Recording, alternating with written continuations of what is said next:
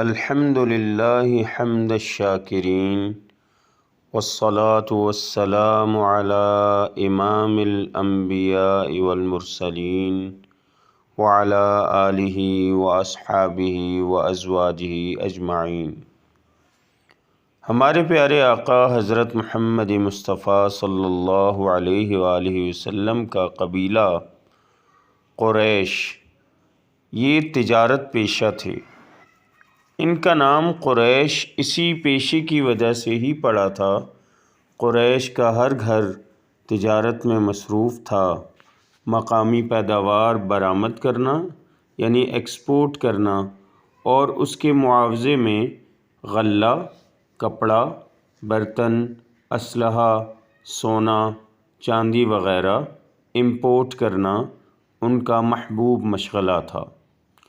وہ سال میں 2 مرتبہ اپنا اپنا سامان لے کر قافلوں کی شکل میں نکلتے، کبھی شام یعنی سیریا کا رخ کرتے اور کبھی یمن کا، اپنا سامان بیچتے اور ضرورت کی چیزیں خریدتے اور 2 سے 3 ماہ کے عرصے میں اپنے گھروں کو واپس لوٹ آتے۔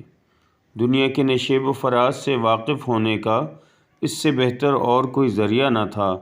آپ صلی اللہ علیہ وآلہ وسلم نے بھی اپنے بچپن ہی سے ان قافلوں میں شرکت کی خواہش کی۔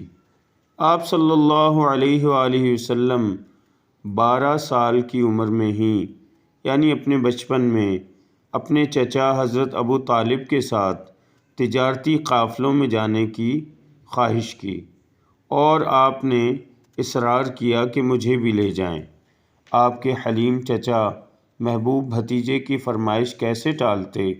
کم عمری کے باوجود طویل سفر پر لے جانے کے لیے تیار ہو گئے۔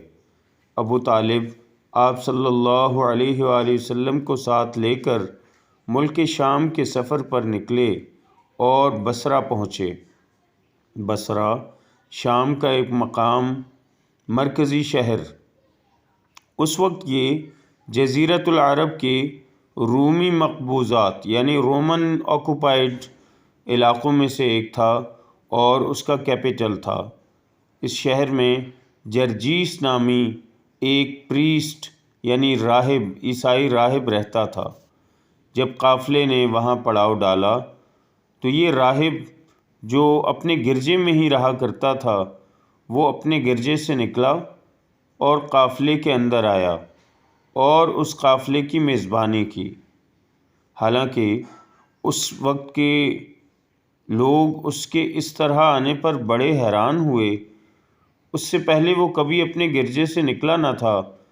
اس نے رسول اللہ صلی اللہ علیہ وآلہ وسلم کو آپ کے اوصاف کی بنا پر پہچان لیا تھا، اور آپ صلی اللہ علیہ وآلہ وسلم کا ہاتھ پکڑ کر کہا کہ یہ سید العالمین صلی اللہ علیہ وآلہ وسلم ہیں، اور اللہ تعالیٰ نے انہیں رحمت للعالمین صلی اللہ علیہ وآلہ وسلم بنا کر بھیجا ہے۔ حضرت ابو طالب نے کہا، آپ یہ کیسے معلوم کر سکتے ہیں؟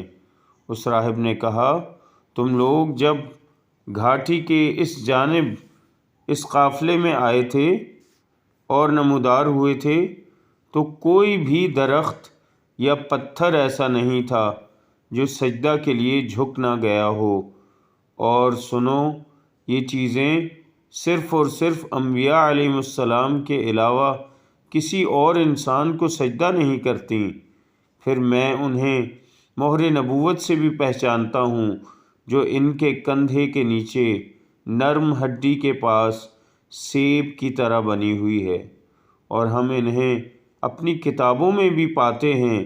ہماری کتابوں میں یعنی انجیل میں اور یہود کی کتاب تورات میں بھی ان کی صفات بیان کی گئی ہیں۔ اس کے بعد اس راہب نے حضرت ابو طالب سے کہا کہ انہیں ملک شام نہ لے جائیے، کیونکہ وہاں یہود سے ان کی جان کو خطرہ ہوگا، کہیں وہ انہیں کوئی نقصان نہ پہنچائیں۔ اس پر حضرت ابو طالب نے آپ صلی اللہ علیہ وآلہ وسلم کو مکہ واپس بھیج دیا۔